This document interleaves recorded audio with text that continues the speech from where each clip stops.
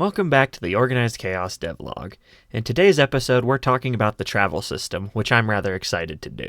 Travel is the backbone of so many of my favorite stories, from classic fantasy adventures to real-world travel logs. Travel alone is a real story unto itself. Yet so many tabletop systems really struggle to make travel in any way even close to as engaging as it is in real life. Some of that, at least in the modern era, I think, comes from the unfortunate usurpation of adventure plots by intrigue plots as the go-to for genre fiction. The more pressing reason is that many of you probably rolled your eyes and didn't believe me when I said travel in real life was engaging. You probably think of travel as packing into a car, plane, bus, or train, and then sitting there bored out of your skull and uncomfortable for however many hours until you arrive and get out being damn grateful that the ordeal is finally over with. To which I say, you probably haven't actually traveled a day in your life. All you did was just get to your destination, and that means of getting somewhere is a very recent invention, and has only more recently usurped real travel and adventure as the norm to getting somewhere. Usually anymore, when an RPG campaign travels somewhere, it's reduced to, here's how the scenery changes, and maybe you get jumped by bandits or a passing troll. It's reduced to the same modern misconception of travel, as nothing but an annoying ordeal that you are thankful for once it ends and you arrive at your destination. There's almost no journeys present in the bulk of modern TTRPG play. There are systems that do actively make a point to portray real journey travel, but this video is about Organized Chaos, not those other systems, so I'm not mentioning them beyond the fact that they exist. Besides, the overwhelming majority of ideas for my travel system I came up with myself purely from scratch. My goal for this system is to make it where travel alone can be engaging enough to make up a campaign. So you could do, say, an Oregon Trail or an expedition to the North Pole campaign, and still have it be plenty fun, engaging, and with a proper progression system, to where you wouldn't need to interject combat into the campaign just to keep it from being tedious and boring. Essentially, giving travel and adventure the chance to be the star of the show, and not just some obligation or afterthought. Much like with the Battle of Words system, I feel I should clarify what the travel system is and isn't for. The travel system is for real journeys and true travel. It's not for popping down to the shop for a soda, some little day trip a few hours there and back, nor even the A to B, no stops or complications movement I denounced earlier. The travel system is for journeys, when you're making the trip from Independence, Missouri to Oregon City with nothing but ox carts and hope. When you're hitchhiking from New York to Los Angeles with just $50 in your pocket and your thumb.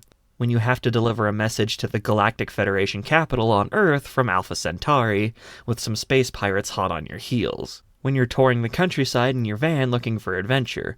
Or when you're on an expedition through the lands of the Hollow Earth searching for the mythical City of Diamonds.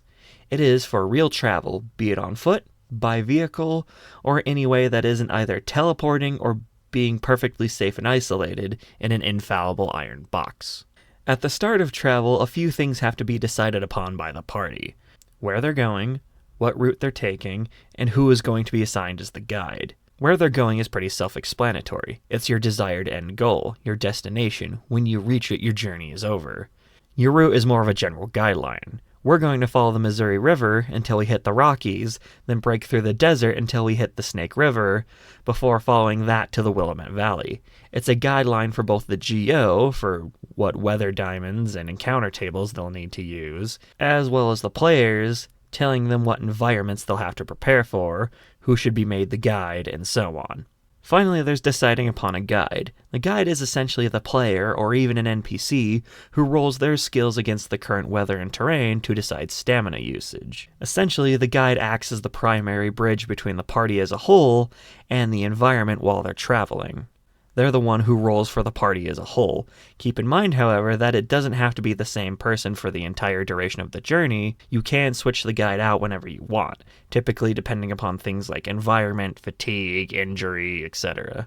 The system is primarily designed with a grid map in mind, a lot like a hex crawl, both to accommodate the later discussed warfare systems, as well as the principle of making Organized Chaos as cheap and easy to get into as possible, because squares are a lot easier to hand draw than hexes.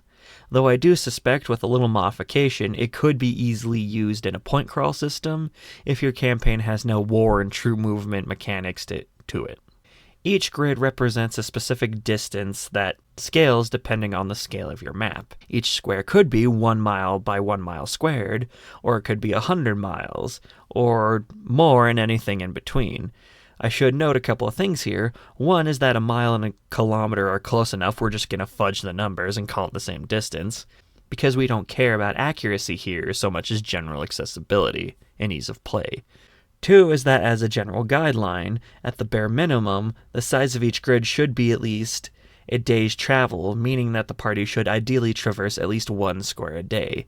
Nobody is going to want to be stuck on the same square for like 4 rounds. If you are traveling through a massive landmass, then it'll be best to break it up through 2 different maps. A geo general purpose map hidden away to themselves, where the party can be stuck on 1 colossal square for as long as they need to be, and a party accessible local map that's broken down, where the party moves at a more tangibly progressive pace. Travel is broken into rounds, just like combat in the Battle of Words. In terms of warfare, an entire travel round is essentially the movement phase, but we'll get to that when we get to the warfare video. Each travel round starts by the geo rolling for that day's weather. On a weather diamond. The party then decides what they want to do for that day. Do they travel? If so, in what direction and how far? Do they rest for the day? Do they call in their event points for that day? And what do they do in the face of said event? If the party chooses to travel, then the assigned guide of the group, be they an assigned player character or a hired NPC, rolls their relevant travel skills against the weather and terrain to determine the entire party's stamina use that day, and the party moves the distance of the speed stat of its slowest member, i.e. if your slowest party member is Stubby the Peg-Leg Dwarf, whose movement speed is 10, then you move 10 miles that day, and everyone marks off the amount of stamina used that day. Depending on your guide's perks, you could circumvent Stubby's slow speed and use the fastest speed in the party instead, else you'll just have to get Stubby a horse or a bicycle or something. Each day essentially represents 1 round. As for the general overview, I'd like to remind everyone of one last point, which is that because of how character points work in Organized Chaos, you can absolutely tie all progression to progress made on the map. Made it to Scott's Bluff, everyone gets 20 points. Fixed that broken wagon axle, everyone gets 10 points. Found your ox after it ran off, 5 points, etc. You don't need to make your players murder hobos just to advance their skills. The first specific we'll be talking about here is terrain, essentially the ground conditions for each grid square. Are you in a grassland, a desert, up in the mountains, or down in the city? Each terrain will have its own set base amount of stamina it costs to move through. For something easy, like a nice grassy field, 1 or 2 points of stamina. Maybe for a real steep mountain, 5 or 6 points of stamina used instead. Other factors beyond the direct terrain and the weather can also have an effect on stamina usage as well. Is there a road or trail present on that square? If so, traveling on it costs 2 less stamina points, but it'll have other effects I'll talk about when we get to the random encounters part. Other terrain features can include permanent features, the likes you have to find a way to tackle or otherwise go around. Rivers, steep mountains and hills, or whatever other exotic fantasy and sci-fi barriers you can think of. Other terrain features are more temporary, typically caused either by random or story events. Stuff like wildfires, washouts from flash floods or landslides, or avalanche packs. Some might force you to go around or in some way deal with their immediate challenge. Others will just be a stamina modifier, either positive or negative, like the road. Next up is the weather, of which each type of weather will add its own stamina costs, on top of terrain and terrain features. A nice sunny but not too hot day won't add any additional stamina cost, but some mild rain might add 1 or 2 points, while a monsoon storm swell might add 5 points. And that's all on top of terrain costs as well. So if you're trying to traverse some sort of high mountaintop during a blizzard, and your guide fumbles their rolls, then that could cost everyone in the party up to 10 stamina points for 1 day's travel, because you're trying to march in deplorable conditions. The smarter thing to do would be to hunker down and wait out the worst of the weather. Weather is actually decided at the start of every day of travel by the GO using a weather diamond, that little graph you see with the different weather types written on it. It works pretty simply. At the start of every day, the GO rolls 4 dice. Depending upon the amount of successes, your piece on the weather diamond will move 1 square in a certain direction. As you can see on the little movement guide, 0 successes mean the weather doesn't change. If you roll a 1 success, you'll move down and to the left. 2 successes and you'll move down and to the right. 3 successes will have you move up and to the right, and 4 successes will have you move up and to the left. Whatever square you land on, that's the day's weather. With the dice curve as it is, your rolls will generally favor your piece moving downwards. So that's ideally where you put the more sober weather for the season. Meanwhile, the wild and exotic weather types should be concentrated closer to the top of the diamond. That doesn't necessarily mean it has to be the most extreme weather at the top of the diamond, however. If you're in a tropical rainforest during the rainy or monsoon season, then a dry day without rain might be the most exotic weather, with the rest of the diamond mostly telling you the different degrees of how awful the rain is.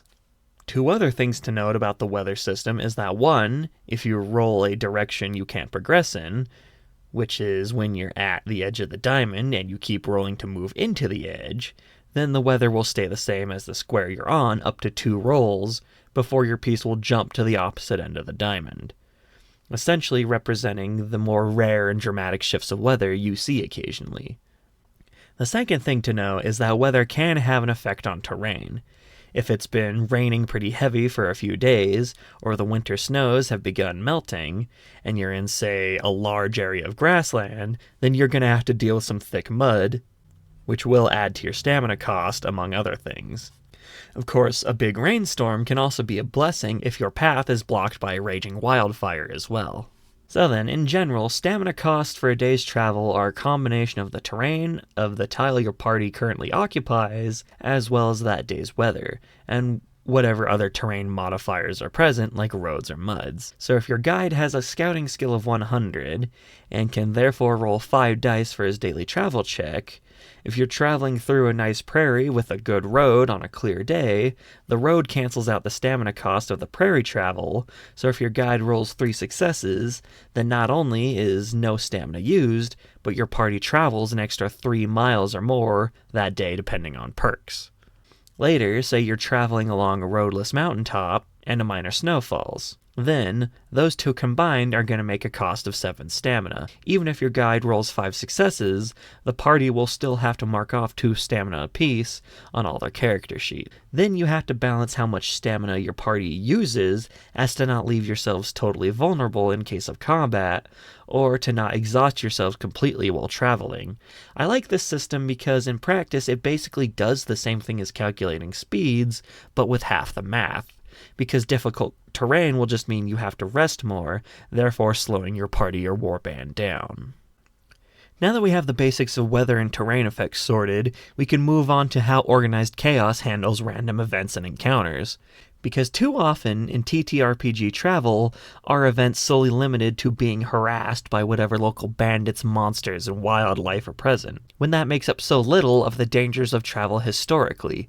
You never see any disease outbreaks, broken wagon axles, flat tires, leaking water jugs, canoe tippings, bug infestations of the food, or a million other things. There's also almost never any good events beyond maybe some GM story planning as well. No finding an abandoned wagon with supplies to scavenge, no finding a fruit patch or old well, no encountering a friendly caravan to travel or barter with, nor even just finding a better passage so you move a little more efficiently. Little events to provide reprieve from the hardship of the road. Hell, even just neutral events, like finding someone on the side of the road trying to change a flat tire, or finding a patch of unknown mushrooms, or just some traveling strangers who have nothing to trade but are maybe willing to talk. Stuff that you can wrangle a positive or negative outcome from yourself, or that just otherwise serves as a means of breaking up the monotony. Random events need to be more than just getting harassed by random enemies, in order to be anything other than a time-wasting nuisance to the players.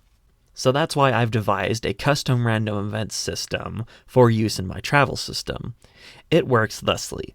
At specific intervals while traveling, typically when your party enters a new map, when the terrain changes, after crossing a major terrain feature like rivers and mountains, after a battle, after each night of a rest, or after extreme weather events, a chosen member of the party, it doesn't have to be the guide, will roll a relevant skill like scouting or failing that to perception against the GO, whose dice is dictated by the landscape present at time of the roll. Whoever gets more successes gets points added to their event points pool. So say the player and the GO each roll 5 dice.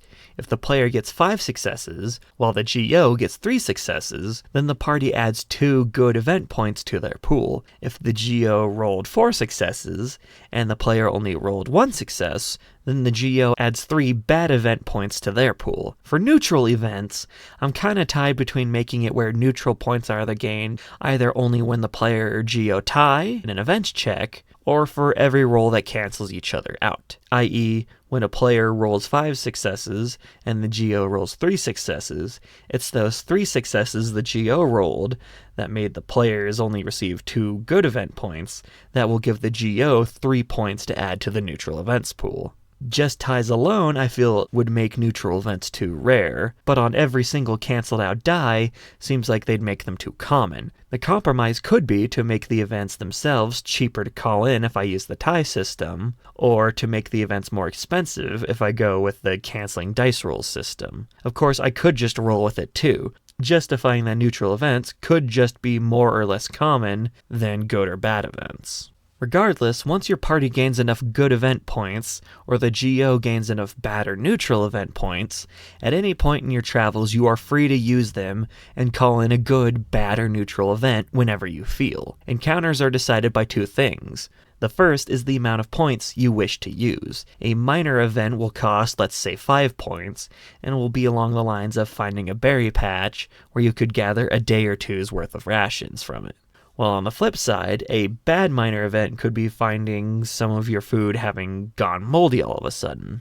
A standard event would cost 10 points and may involve finding a caravan on the road to barter with, or the axle of your wagon breaking. Finally, a major event may cost 15 to 20 points, and may involve finding an entire beached whale to scavenge for as much food as you can carry, or a wildfire or a landslide. The events themselves can either be decided through a table with the GO rolling the same amount of dice as there are options on the table, with the amount of successes correlating to which outcome on the table you get, or the event can be decided through shuffling a deck of event cards, the card pulled being the event you get. Each level of events, minor, standard, and major, have their own tables, or decks, for each possible event roll, good, neutral, or bad. It would also depend on which setting or region within the setting the campaign is currently taking place in as well. I should doubly note here that combat should only be one of many possible bad events. That is then decided likely through another table or deck shuffle. The majority of bad events should be events you have to actively work around as a party, like actual logistical challenges. I also want to note that events can be pulled, but stashed away for later. Say the GO pulls a landslide event, but the party is currently in a level grassy field. Well, those mountains up ahead they're going to pass through can have a landslide as they pass through them, or it can happen the day before the party arrives at the mountains, and now the party has to deal with debris blocking their trail. If an event isn't workable like that, then you are free to just roll or shuffle again. I like this system because it both adds another layer of strategy and lets both the players and the GO control the pacing of travel. Do you save up your event points for a bigger bonus, or do you regularly pepper your adventures with tiny Manor boons or banes along the whole way? Is it the most realistic system? Yes and no. I've noticed in my own attempts at travel that you really have to search for good things, and you really have to keep an eye out against the bad. It's not realistic to be able to bank good or bad luck for later, but we're not actually concerned with reality here. Our top priority is game design, and I quite like this system for how much it lets the players control and interact with their travels. It helps them feel involved and respects their agency, therefore they'll actually engage with the system. Next is the logistics side of things, which will largely tie in with the inventory system that I'll talk about later when I have more than just some vague ideas about how I want it to work. Logistics can be broken up into three main categories: everyday use, action use, and situational use. Everyday use are items that you use every day. Food and water are the obvious ones, but depending on the situation, it can also be feed, fuel, air, or battery life. It's the stuff that you consume every single day of travel, and that you can't really live or function without. These types of items are typically divided into units representing a standard day's worth of travel. That doesn't mean it acts as a day's travel worth in all situation. A big old ogre is going to need a lot more food than a normal person, and a tank is a hell of a lot less fuel efficient than a motorcycle. Those may take 2 or 3 units of food or fuel per day as opposed to 1. Resource usage can also be modified by certain abilities and perks as well, like you say, have a cook who really knows how to stretch food supplies, or a driver who knows how to naturally save gas when he drives. Action use items are, like it says, items used up in a specific action. For, say, warfare and combat, this can be ammunition. It can also be fuel if you, say, park your truck at the base of a mountain, and then hoof it by foot up to the top. Then you obviously don't use any fuel that day. It can also be things like firewood, if you do or don't start a campfire. It represents all the stuff that is consumed when you use it, but you don't necessarily use it every day and you can live without it. You just can't do specific actions without having some of that item present in your inventory. Action use items are typically divided into single-use units. If you have 1 unit of firewood, you can have a campfire for that night. Finally, there's situational use, which, like the name says, is stuff that's only consumed during certain situations. This is stuff like clothes, vehicle parts, tools, weapons, etc. Things that are vital for travel but are reusable, only being consumed during certain events. Such as, say, a bad event where moths get into your winter clothes you had packed away and just absolutely ruin them. Well, when winter hits, you're going to be hit with some pretty severe penalties if you have no winter clothes available. You'll either have to find a way to patch them, or go buy or make some new ones. Same with a flat tire. If it pops and you don't have a spare, you might have to leave the car behind while you go hitchhike into town to go buy a new tire or a patch, because that car ain't moving anywhere until it gets a full tire.